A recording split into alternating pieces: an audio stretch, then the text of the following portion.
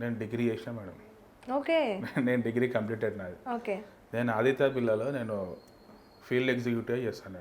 నేను ఇదే ఫీల్డ్ నాకు స్టార్టింగ్ నుంచి నా కలెక్షన్ ఫీల్డ్ ఎగ్జిక్యూటివ్ చేస్తాను. నేను ఇప్పుడు ఏడా జాబ్ చేసి నాకు 56,000 వస్తుంది. నాకు ఇంత నాలెడ్జ్ ఉంది కానీ మర్చిపోయినా నేను మొత్తం. నేను స్టార్టింగ్ అన్నీ నేర్చుకొని నాకు ఇదే దేవుడే అని చెప్పి పోతరాజు కోసం నేను వేరే జాబ్ చేయలేకపోతున్నా. ఏదో ఎంతో అంత మనకు యూట్యూబ్ నుంచి ఇన్కమ్ ఉంది, మనకు ఒక ఛానల్ ఉంది, దాన్ని నమ్ముకుని కూడా 2 years నేను లాస్ అయిపోయాను. ఎంతైతే సంపాదించుకున్నా అంత అమ్మేసుకున్నా కూడా నేను యూట్యూబ్ని నమ్ముకొని. ఇది కూడా ఈ మధ్య యూట్యూబ్ని నమ్ముకొని చాలామంది వాళ్ళ లైఫ్ ఖరాబ్ చేసుకుంటున్నారు, టైం ఖరాబ్ చేసుకుంటున్నారు.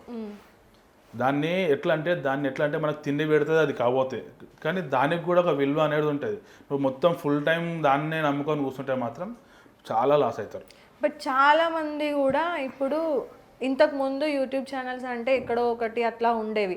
ఇప్పుడు మీరు మీరు చెప్పినారు కదా యూట్యూబ్ స్టార్ట్ చేసినప్పుడు 2012 స్టార్ట్ చేసిన మేడం. చాలా తక్కువ అసలు అప్పుడు ఛానల్స్ అనేవే అసలు ఉండుండవు కూడా, చాలా తక్కువ. నేను నార్మల్గా ఇట్లా మనం రీల్స్ ఎట్లా పెడుతున్నామో, మనం వాట్సాప్లో ఒక స్టేటస్ పెట్టుకోవాలంటే ఎట్లా పెట్టుకుంటామో, నేను అట్లనే నార్మల్ అప్లోడ్ చేసిన వీడియోస్ అంతే. అది వెళ్ళిపోతే నాకు యూట్యూబ్ గురించి అవగాహన లేదు మేడం. నాకు రీసెంట్గా 3 years అంటే 4 years అవుతుంది మేడం. అప్పుడు తెలుసు నాకు. అప్పటికి ఎంతమంది 80,000 సబ్స్క్రైబర్స్ ఉంది కానీ దాని మానిటైజేషన్ లేదు, నాకు తెలియదు. ఓకే. 4 years బ్యాక్ నేను మానిటైజేషన్ చేసుకున్నాక నాకు 4 నుంచి ఇన్కమ్ స్టార్ట్ అయింది. ఓకే. సో ఇప్పుడు అది మీకు కొంచెం హెల్ప్ మేడం. అవుతుందా? సీరియస్ చెప్తున్నాను, నన్ను ఆపదలు ఉన్నప్పుడు ఆదుకుందంటే యూట్యూబే మేడం. ఇప్పుడు కూడా అదే, నేను కష్టాలు ఉన్నప్పుడు నాకు క్రియేట్ అవుతుంది అమౌంట్. ఓకే. చాలా అస్తుంటుంది నాకు. అదే ఒక గవర్నమెంట్ జాబ్ లేక అనుకోవాలి మేడం. నాకు ఫిక్స్డ్